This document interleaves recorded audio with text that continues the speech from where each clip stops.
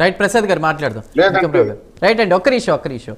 ఇప్పుడు ఆ విజువల్లో కూడా చూస్తూ ఉన్నాం, అతన్ని అరెస్ట్ చేసి అట్లా తీసుకెళ్తున్నప్పుడు కూడా ఏదో దేశం కోసం ఏదో సేవ చేసేసి ఏదో ఘనకార్యం సాధించినట్టు కూడా షేక్ హ్యాండ్లు ఇచ్చుకుంటా విజయం మందే అన్నట్టు కూడా ఇవన్నీ చేస్తూ ఉన్నారు. ఆధారాలతో సహా వీడియోలు లింకులు అన్నీ ఉన్నాయి, అవి మేము సబ్మిట్ చేస్తామని ప్రసాద్ గారు కూడా చెప్తున్నారు. మీరేం మాట్లాడతారు ఇలాంటి వాళ్ళ గురించి? అంటే ఇందాక సురేష్ గారు ఒక మాట అన్నారు, రాజద్రోహం కేసు పెడతారా అని చెప్పని.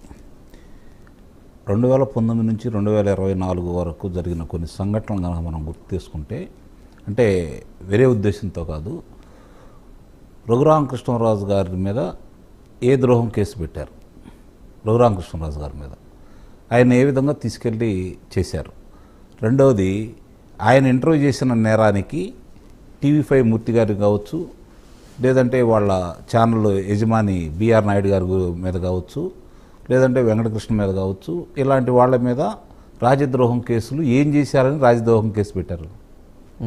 అంటే అధికారంలో ఉన్నవాళ్ళు జులుం చూపించుకోవడానికి కొన్ని కార్యక్రమాలు చేస్తారు భయపెట్టడానికి.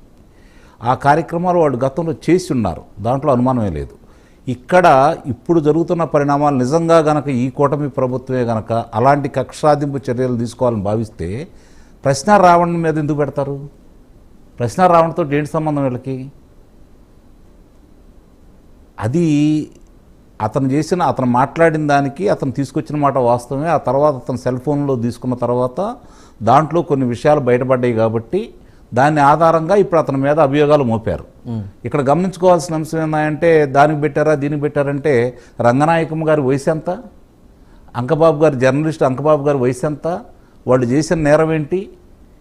మీలో నేను ఒక పోస్ట్ పెడితే దాన్ని ఫార్వర్డ్ చేశారు, దానికి ఏం చేశారు? ఇవన్నీ కూడా కక్షరాజింపు చర్యలు ఎవరు చేశారా ఏంటనేది గతంలో ఏం జరిగింది, ఇప్పుడు ఏం జరిగింది కూడా ఒకసారి చూసుకోవాలి. ఎవరు ఏం చేశారనే దాని మీద దృష్టి పెట్టుకోవాలి. ఇప్పుడు వర్రా రవీందర్ రెడ్డిని అదుపులో తీసుకున్నారు. వర్రా రవీందర్ రెడ్డి మీద అభియోగాలు బయటికి తీసుకొచ్చారు. ఎవరి మీద చేశాడు అతను? అందరి మీద చేశాడు. అందుట్లో విజయలక్ష్మి గారి మీద చేశాడు కదా, మరి వాళ్ళ షర్మిల గారి మీద చేశాడు కదా, లేదు వాళ్ళ సునీత గారి మీద చేశారు కదా, వివేకానంద రెడ్డి గారి కుమార్తె మీద అతను పెట్టిన పోస్టులే కదా దానికి సంబంధించి. బోరగడ్డ అనిల్ ఏ విధంగా మాట్లాడారో మనందరం చూస్తూనే ఉన్నాం కదా. ఒక అవకాశం ఇస్తే కుటుంబం దగ్గరికి వెళ్ళేసి వాళ్ళ కుటుంబాన్ని లేపేస్తానని, వాళ్ళని మానభంగం చేస్తానని ఇష్టారీతిగా మాట్లాడాడు కదా. అలాంటి వ్యక్తుల మీద రాజద్రోహం కేసు పెట్టలా, ఈ కూటమి ప్రభుత్వం ఇంకా. కానీ ఈరోజు వాళ్ళని సమర్థిస్తా కూడా మాట్లాడుతూనే ఉన్నారు కదా. ఇప్పుడు ఇతను సమర్థిస్తా పనవోలు సుధాకర్ రెడ్డి గారు వచ్చారు.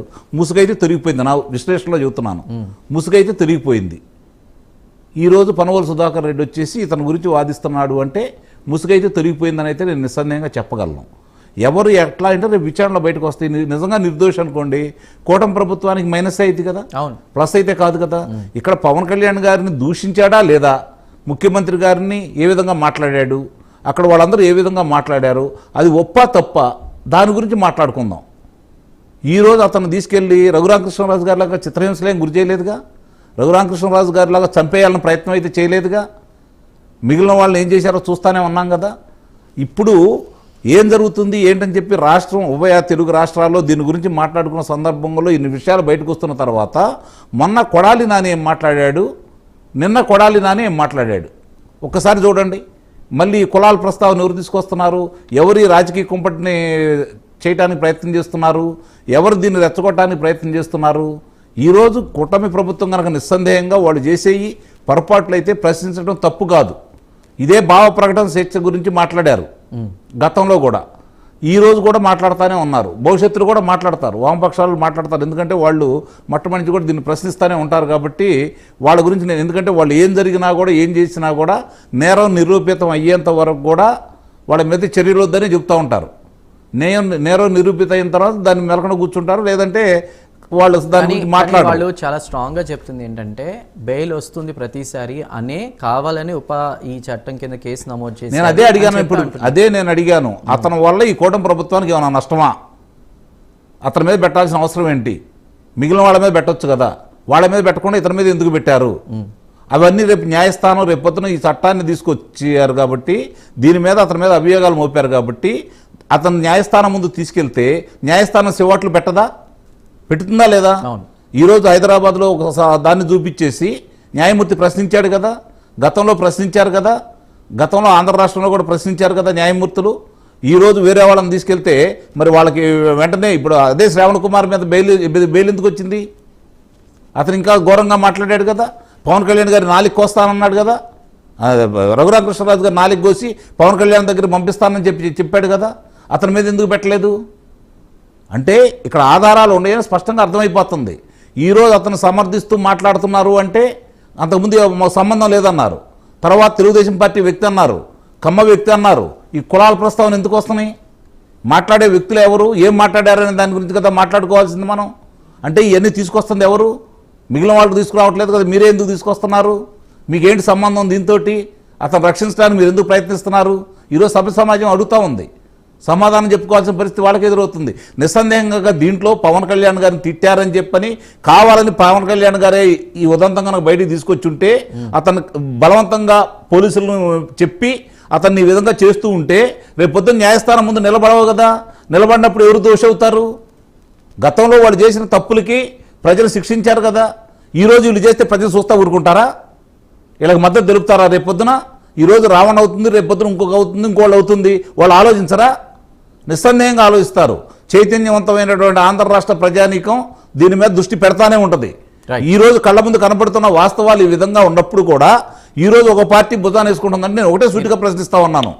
అతను అన్నది ఇందాక సురేష్ గారు ఏమన్నారు, కట్ చేసి పేస్టులు చేసి పెట్టారు అన్నారు. ఇది కట్ చేసి పేస్టులు చేశారంటే ఒకవేళ ఆయన అంటే దాని గురించి పొడిగిస్తే రేపు పొద్దున్న న్యాయస్థానం పరిశీలిస్తుంది. న్యాయస్థానం దగ్గర తీసుకెళ్లి 40 సెకండ్లు 30 సెకండ్లు 10 సెకండ్లు చేస్తే ఒప్పుకోదు కదా. పూర్తి నిడివి అడుగుతారు కదా. అడిగినప్పుడు వాళ్ళే చివాట్లు పెడతారు కదా. మరి గతాన్ని అసలు దీని గురించి ప్రస్తావించొద్దు మనం. ఎందుకంటే ఆయన అన్నాడు కాబట్టి నేను బయటికి తీసుకొచ్చాను దీన్ని. ఇప్పుడు జరుగుతున్న పరిణామాలు ఒక కక్షపూరిత వ్యవహారంలో పవన్ కళ్యాణ్ గారు చేస్తున్నారు కనుక అయితే, తెలుగుదేశం ప్రభుత్వం చేస్తుంది కనుక అయితే, అంటే కూటమి ప్రభుత్వం చేస్తుంది కనుక అయితే నష్టపోయేది వాళ్లే. ప్రజలకు తెలియదా ఏంటనేది? ప్రజలు ఎవరేంటనేది గుర్తించలేకపోతారా? రేపొద్దున నిరూపించలేకపోతే ఏమవుతుంది? ఇప్పుడు ఒక అచ్చెన్నాయుడు గారిని తీసుకెళ్లారు, ఈఎస్ఐ కుంభకోణం జరిగిందని చెప్పని అన్ని రోజులు దాంట్లో పెట్టారు. చివరికి ఏమి ఇచ్చారు వాళ్ళు రిమాండ్ రిపోర్ట్లో? వాళ్ళు న్యాయస్థానానికి సమర్పించిన దాంట్లో ఇతను డబ్బులు వచ్చినట్టు ఇతని మీద ఆధారాలు లేవు అని చెప్పారు. ధూళిపాల నరేంద్ర కుమార్ని తీసుకుని వెళ్ళారు, ఆధారాలు లేవు అని చెప్పారు. మిగిలిన వాళ్ళు 5-6 తీసుకెళ్లారు, ఆధారాలు లేవు అని చెప్పారు. ఏమైంది? ఇప్పుడు సానుభూతి వాళ్ళ మీదే పెరిగింది కదా. రేపు పొద్దున మీకు కూడా అదే కలిసి వచ్చింది కదా. చూద్దాం నిజాలు అనేవి కోర్టుల్లో కూడా న్యాయమూర్తుల ముందు అదంతా కూడా ప్రూవ్ అవుతుందండి.